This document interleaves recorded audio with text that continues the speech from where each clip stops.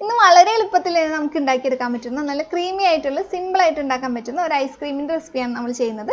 നല്ലൊരു mango ice cream. രണ്ടേ ingredients വെച്ചിട്ട് നമുക്ക് തയ്യാറാക്കാൻ പറ്റുന്ന ഐസ്ക്രീമാണിത്. അപ്പോൾ ഇതിനായിട്ട് വിപ്പിംഗ് ക്രീമോ അല്ലെങ്കിൽ ഫ്രഷ് ക്രീമോ അതിൻ്റെ ഒന്നും ആവശ്യമില്ല. അല്ലാണ്ട് തന്നെ നമുക്ക് എളുപ്പത്തിൽ ഉണ്ടാക്കിയെടുക്കാൻ പറ്റുന്ന ഒരു ഐസ്ക്രീമാണ്. അപ്പോൾ നമുക്ക് രണ്ട് ഇൻഗ്രീഡിയൻസ് വെച്ചിട്ടുള്ള ഈ മാംഗോ ഐസ്ക്രീം എങ്ങനെ ഉണ്ടാക്കാൻ നോക്കിയാലോ? നോക്കണേ. ഏറ്റവും മുന്നേ എല്ലാവർക്കും നമസ്കാരം. ഞാൻ ശ്രുതി നിതിൻ. ശ്രുതീസ് കുക്കറിയിലേക്ക് നിങ്ങൾക്ക് എല്ലാവർക്കും സ്വാഗതം. അപ്പോൾ ഈ ഐസ്ക്രീം ഉണ്ടാക്കാനായിട്ട് നമുക്ക് വേണ്ടത് നല്ല പഴുത്ത മാങ്ങയാണ്. അപ്പോൾ നമ്മൾ മാങ്ങയൊക്കെ എടുക്കുമ്പോൾ നല്ല മധുരമുള്ള മാങ്ങയൊക്കെ എടുക്കാൻ നോക്കുക. അധികം പുളി ഇല്ലാത്ത മാങ്ങയാട്ടോ നല്ലത്. പിന്നെ നല്ല കളറുള്ള മാങ്ങ എടുക്കുകയാണെങ്കിൽ പ്രത്യേകിച്ച് നമുക്ക് കളറൊന്നും ചേർക്കാതെ തന്നെ നല്ല കളറുള്ള ഐസ്ക്രീം റെഡി ആയിട്ട് കിട്ടും. അപ്പോൾ ഇവിടെ നമ്മൾ ഒരു ഗ്ലാസ് കഷ്ണങ്ങളാക്കി വെച്ചിട്ടുള്ള പഴുത്ത മാമ്പഴമാണ് എടുത്ത് വെച്ചിരിക്കുന്നത്. അപ്പോൾ നമ്മൾ എടുത്തിരിക്കുന്ന ഈ മാമ്പഴ കഷ്ണങ്ങൾ ഫ്രീസറിൽ വെച്ചിട്ട് നല്ല കട്ടയാക്കിയിട്ട് എടുക്കണം.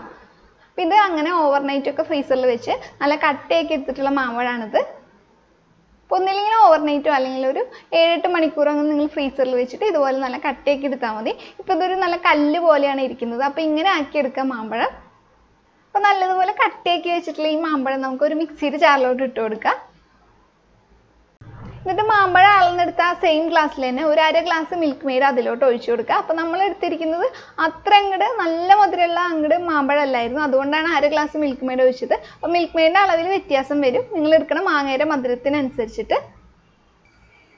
ഇനി ഇത് നന്നായിട്ട് അടിച്ചെടുക്കുക. അടിച്ചെടുത്ത് കഴിഞ്ഞാൽ മധുരമൊക്കെ നോക്കുക. മധുരം വേണമെന്ന് വെച്ചാൽ ചേർത്ത് കൊടുക്കുക. അതായത് മധുരം കുറച്ച് കൂടുതലായിട്ട് നിൽക്കണം.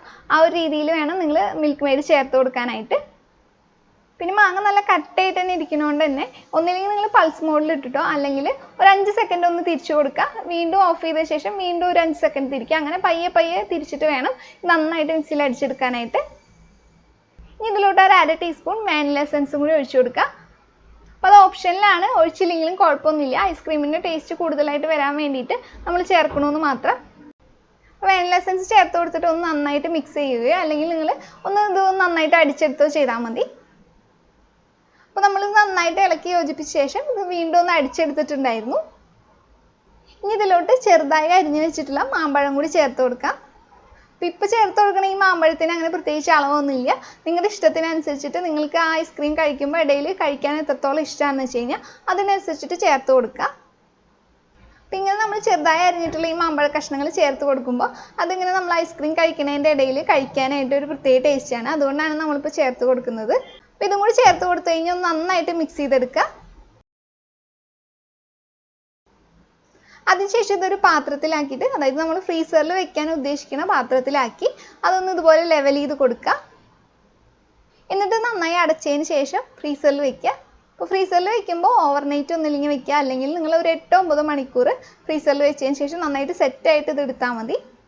അപ്പോൾ ഇതുപോലെ പ്ലാസ്റ്റിക് പാത്രത്തിലേക്കാളൊക്കെ വെക്കുന്നേക്കാളും നല്ലത് അലുമിനിയം പാത്രത്തിലോ അല്ലെങ്കിൽ സ്റ്റീൽ പാത്രത്തിലോ അങ്ങനെ വെക്കുകയാണെങ്കിൽ പെട്ടെന്ന് സെറ്റായിട്ട് കിട്ടും.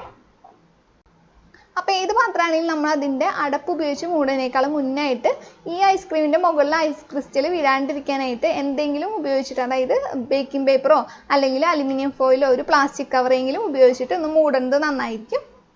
അപ്പോൾ ഇത്രയുള്ള വളരെ സിമ്പിളായിട്ട് രണ്ടേ ഇൻഗ്രീഡിയൻസ് നമ്മുടെ വീട്ടിലുണ്ടെങ്കിൽ എളുപ്പത്തിൽ നമുക്ക് ഉണ്ടാക്കിയെടുക്കാൻ പറ്റുന്ന നല്ലൊരു ഐസ്ക്രീമാണിത്.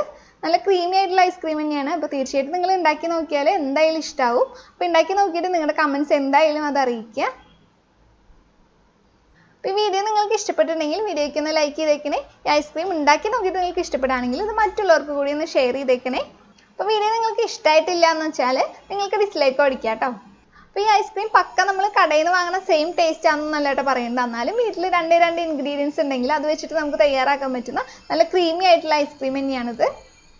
അപ്പോൾ ഇതുപോലെയുള്ള മറ്റു റെസിപ്പികളുമായിട്ട് നമുക്ക് വീണ്ടും കാണാം. അതുവരെ നിങ്ങളെല്ലാവരും നല്ല ഭക്ഷണമൊക്കെ കഴിച്ച് ഹെൽത്തി ആയിട്ടും സന്തോഷമായിട്ടിരിക്കുക. അപ്പോൾ വീണ്ടും കാണുന്നവരെ ബൈ.